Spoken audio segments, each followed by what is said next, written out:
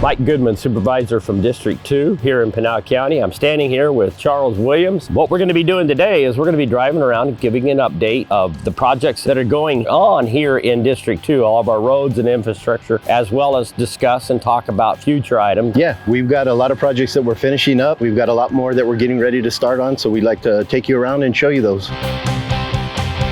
Now we've got this open now, right? On Combs Road, yeah. So we've got both 2 lanes eastbound open, and we've got 2 out of the 3 westbound lanes open as well. It really did make sense for us to take the lead to help expedite this. There was 4 or 5 different development units that were going on at the same time. If they had all been doing their own things, it would have taken a heck of a lot longer than what it did for us. So we just kind of took the lead. You have to imagine that if we wouldn't have, this process would have been the same, but 4 or 5 different times. The big thing was the utilities. I know people just see the road work itself, but there's a lot of planning and scheduling, especially with utilities. I'm sure everybody remembers there was a big overhead transmission line on this south side. Yeah. So that got underground along with communications. There was several sewer and water line projects. So it's a big effort. I think they're going to see a tremendous amount of traffic flow is going to be much better. We're still having some issues with getting the power turned on, right? That explains why we still are using the temporary lights right now.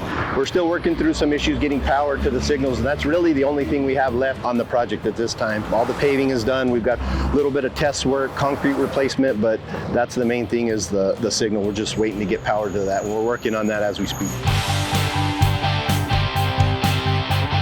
We're on southbound Gantzel, so we're going to start a milling and paving project in April. What we'll do is mill off 2 inches of the top asphalt and then repave it. There's a lot of potholes, a lot of patching going on, so yeah, we're going to take care of that. We'll be milling and paving just the southbound lanes from Empire to Bella Vista starting the end of April.